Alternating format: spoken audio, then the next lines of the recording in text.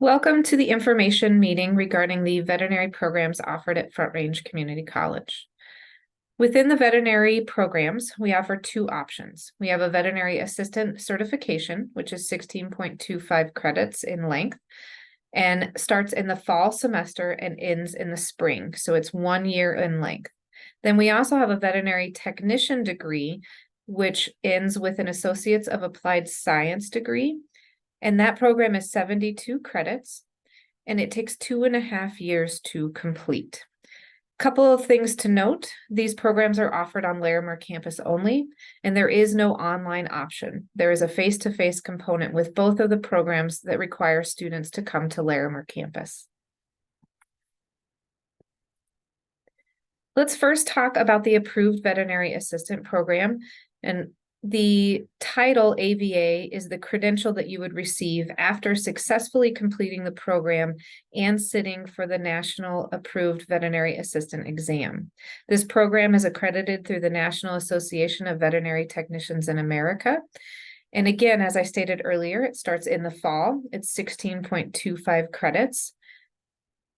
And you will leave Front Range with a certificate in veterinary assisting, and then be eligible to sit for that exam and become a credentialed approved veterinary assistant, which is a national recognition. If we look at what veterinary assistants do in practice, they are there to assist the technicians and the veterinarians. A lot of what their skill set focuses on is office and reception work, restraining animals, helping set up for procedures. There's a lot of surgical preparation, wrapping packs, sterilizing packs, setting up lab machines, taking care of the animals, kennel work, feeding and exercising the animals, biosecurity protocols such as cleaning up treatment areas or exam rooms, surgical suites, and getting those ready for use. I like to compare the assistant and technician programs to human medicine. I think it helps us better determine what that skill set looks like. So assistants are very similar to certified nursing assistants on the human side. And then the veterinary technician program is very similar to a registered nursing degree. So there are some differences, and we will go through those here in the next few slides. To reiterate, the program is 16.25 credits in length. It starts in the fall and ends in the spring. There's 14 credits of coursework. Typically, we try to schedule those Monday through Friday in the late afternoons. Usually you're on campus 2 to 3 days a week for coursework. And then in the spring, you will complete a 2.25 credit internship, which is equivalent to 101 working hours. And that is done at the end of the spring semester, once you have successfully completed all of your hands-on required skills and also are successfully passing your spring coursework. Upon completion of the 14 credits and the 2.25 credit internship, you will be eligible to sit for that national exam. That exam is given here on campus. It's a proctored exam, and it's usually done the week after classes end. And then you would have your national recognition of approved veterinary assistant. Here's a little bit what the coursework looks like. Again, just to reiterate, we only start this program in the fall, and then it starts in the fall and finishes in spring. The classwork in the fall is 15 weeks long, and you will be taking 4 different classes ranging from medical terminology to office procedures. In the spring, the classes look a little bit different. So the large animal course is typically the first 7 weeks of the semester. And then the surgical nursing and laboratory procedures course is 12 weeks in length, providing 3 weeks at the very end of the semester to complete your internship. And so the spring semester does look a little bit different as far as coursework. We still try to maintain those afternoon classes and then purposely make them 12 weeks so that you have time to work on your internship. What are some of the benefits to the assistant program? I think this is a great intro to veterinary medicine. So the material that's covered is not as in-depth as the technician degree. There's less investment of time and funds. You can receive a certificate and a credential in a year's time. There is less required tasks from our accrediting body. It's less academically challenging. We do have a smaller class size, so our max class size for the assistant program is 16 students. So I think this is a great stair step. If you're unsure about veterinary medicine, this is a great place to start. If you know this is what you want to do, that is also fantastic. If you know you want to be in the assistant role and that fits for your needs, I think that's wonderful. We do have students that come in and take the assistant program and then transfer to the technician program. And in that case, we do have some classes that will transfer. So the medical terminology and the office procedure class both transfer into the program to help there. Then let's switch gears a little bit and talk about the veterinary technician program. In this case, again, we are an accredited program and we're accredited through the American Veterinary Medical Association. And that accrediting body, when you successfully complete the program, you will be eligible to sit for the Veterinary National Technician exam, which will provide your credentials. In Colorado, we are registered veterinary technicians. If you are thinking of moving out of state upon completion of this program, I would encourage you to do a little bit of research and see what the state requirements are. We, again, are registered, but other states can be licensed, they could be certified. So there is some research that's needed. This is a national exam, so your credentials should transfer over, but different states have different requirements that I would encourage you to look at. This is an Associates of Applied Science degree. So again, upon successful completion, you will graduate with your AAS and then be eligible to sit for that national exam. The program is 72 credits. It is a full-time program. We do not accept part-time students. And so this is a full-time requirement, full-time commitment for students. The first semester is going to be prerequisite coursework, which we'll talk about here in just a minute. There's 4 semesters of veterinary classes, veterinary specific classes, and there are 2 internships in which you will complete. One is completed after your first year of classwork, and then the other one is your final semester or your 5th semester, in which you will complete approximately 345 hours of clinical experience. All of the required classes are listed on our website, so I would encourage you to look there and become more familiar with what classes are required. In this case, classes are typically 3 to 4 days a week. They range from 8 a.m. to 5 p.m. The class size with the AAS degree, we take in 24 students in the fall and 24 students in the spring. So a little bit larger class size. And again, we have 2 incoming classes in 1 year. We do recommend that if you come into this program, that you work 20 hours or less due to the rigor of the program. And so that is something to take into consideration as well. The first semester, so these are considered your prerequisite courses. On the catalog and in the maps, it does show this as your first semester, but these are prerequisite courses. So you will be completing a biology course, an English course, medical terminology, math, and a computer software course, which utilizes veterinary software. You have to complete all of these classes with a 2.5 GPA or higher to move on to the next semester of VET specific coursework. You will also need 1 additional general education credit. So that would be microbiology, which is the Bio 2104. You may take this course at any point in your time within the program. So you could take it as a prereq, you could take it in a summer semester, you can take it along with your other courses. So this one is flexible when you take it. There's also an optional behavior course that you may take if you are interested in animal behavior, and that can be taken as at any point. So I would recommend that you go to your advisor and talk to them about what would fit best for your needs. Let's talk a little bit about what the program looks like.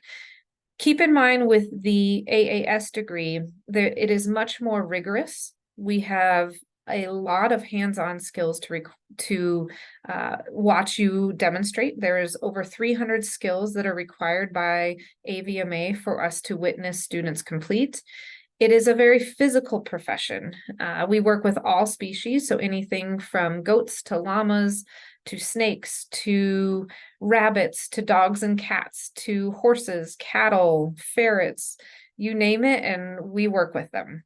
So again, we don't get to pick and choose what species we work with. We have to complete these tasks on all species.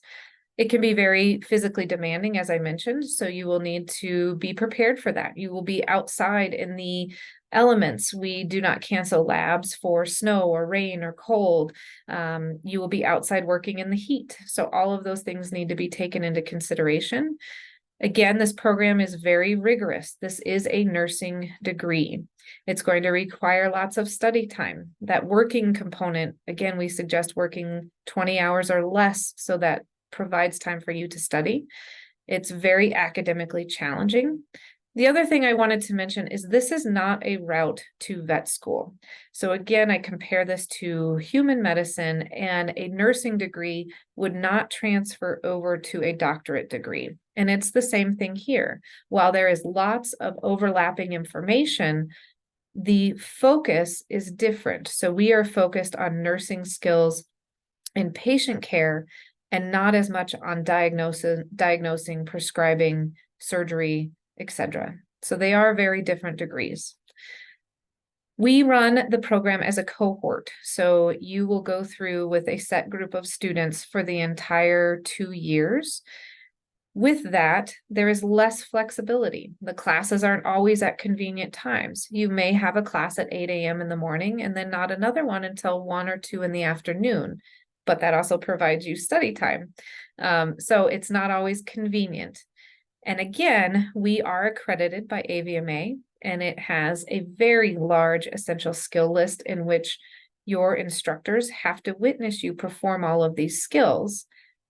So attendance is incredibly important for this program. We have a very strict attendance policy in which you must attend the laboratory sessions. For example, our cow labs, we have 1 cow lab per semester, and if you missed that, you've missed all of those essential skills, and that may inhibit you from graduating. The courses, what do they look like? So our program utilizes the hybrid model for almost all courses, meaning there is going to be an online component that you are responsible for, and then you will also be responsible for coming to campus for hands-on labs. We have a few courses that are considered remote online, which is the office procedures class. So that class you actually log into the computer at the same time as everyone else and complete your coursework there. Most of the courses are going to be set up hybrid, which is the asynchronous online component, and then coming to campus for your laboratory sessions. There's going to be lots of reading. There's going to be lots of writing. There's going to be lots of assignments that you will be completing throughout the scope of your time with us. We do utilize lots of active learning projects. There are quizzes, written exams, and practical exams are the hands-on skills that we need to witness you complete. Those are typically in almost every lab class, and you will have to receive a passing grade on those in order to complete the course. And that again ties back to our accreditation and ensuring that you have the skills to move forward in the profession. We talked briefly about the clinical experiences. There are 2 internship opportunities. Again, the first one is about a year into the program, and the second one is your final semester. In this program, we are going to set you up for opportunities, and you provide the time and effort. Again, this is a more rigorous program and academically challenging than the assistant certificate. Let's talk a little bit about how to become a student at Front Range. This applies both to the Vet Tech and the Vet Assistant Certificate. I'm going to definitely recommend you develop a relationship with a program advisor. We have specific advisors that know our programs well, and I'm going to encourage you to start that conversation early. If you have taken other college credits elsewhere, I would also recommend going through the transfer of any credits that you may have. The math and English and and biology, all of those can transfer in. There are some guidelines to that. If math is something that you are not very comfortable with, I would recommend doing the placement test. It is not required anymore, but please keep in mind there is a lot of math in our program as well. We have drug calculations, fluid calculations. There is a lot of math, so it's something you're going to want to be comfortable with. If you are planning on the assistant certificate, there is a separate application process. So you are going to want to go in and complete that after becoming a student. So the free application to become a student at Front Range will provide you an S number. Once you have your S number, you can go in and complete the veterinary specific application. And so in that case, those are going to be accepted on a first come, first serve basis by the date of submission. So if you're considering the assistant program, the earlier you get your application in, the better chance you have of getting into the program. Remember, we only take 16 students in the fall. If you're planning on the AAS degree, you are going to want to complete your first semester courses or those prerequisite courses with that 2.5 GPA. There is also a separate application process to this program, and they will be accepted on a first come, first serve basis. The big thing with the technician program is that you have to have all of your prerequisite courses showing on your transcript as completed or in progress. Okay, so that means you have to be enrolled in all of the first semester courses or have completed them to submit your specific vet tech application. For the assistant program, that is not a requirement because we do not have prereqs. You will have to attach an unofficial FRCC transcript to your application, if applicable. And then you're going to also need to include a photo of your high school diploma, your transcript, or GED. With the AAS degree, as far as applications, once we receive the vet tech specific application, we will go ahead and look at that. If you have your prerequisite courses that are showing up as in progress, you will be placed on a wait list until final grades are posted. And that is to ensure you meet the 2.5 GPA requirement. If you meet that 2.5 GPA requirement and we still have slots in the program, you will then be transitioned into that semester cohort. If you have completed all of your coursework, you will take priority and be moved up the list for from the wait list to the actual course list if you have successfully completed all of your prereqs. So you get a priority in that case. Once you submit your vet tech application, either for the assistant or for the technician degree, it's very, very important that you continue to check your email. We use your CCCS email for all communications. There will be lots of paperwork coming in that you need to fill out and things that you need to respond to. So please, please continue to check your school email address. And again, we are a cohort program, so you will actually be placed in specific sections of courses. We will provide you with registration details, what classes to register for, how to register, how to upload all of the intake paperwork. All of those things are going to be coming through your email. We will also hold an orientation. This is usually done the week before classes start, and this will include both the assistants and technicians. If you do not have messaging set up on your phone, so I run into a lot of voicemail boxes not being set up or being full, please note that that's very hard to communicate with you, especially if we have something that we need to get a hold of you quickly in regards to. We will call the phone number that's listed, and a lot of times I can't leave messages. So please double check that, or make sure that you've provided a phone number to the college, as that's where I turn to if I need to get a hold of students. An additional requirement for the AAS degree is rabies vaccination. So this is listed on the website as well, but I wanted to talk a little bit about this because this takes some planning on the student's part. So all vet tech AAS students are required to receive the 2 series vaccine for prophylactic rabies. It's a 2-shot requirement. It's completed at day 0 and day 7. and that will get you through the program. A third vaccine is recommended if you are seeking lifelong immunity against rabies. So with this requirement, it's going to take planning. There is a 28-day seroconversion period after the vaccination. So what that means is that you are not considered fully vaccinated until 28 days after your second shot. So to give you an example, if you plan to start classes in the spring semester on January 16th, for example, you want to receive your first shot no later than December 12th and your second shot no later than December 19th to be considered fully vaccinated and be able to participate in live animal handling labs at the start of the semester. And we start animal handling labs within the first week or two of courses. So it's very important that you plan ahead for this. The veterinary assistants are not required at this time to receive the rabies vaccination, but we highly, highly recommend it. We are working in a field where we do have rabies. And again, this is 100% fatality. And there is lots more information on our website regarding this, where to get the vaccines, how much do they cost? You know, there is lots of information that I'd encourage you to look at on our website.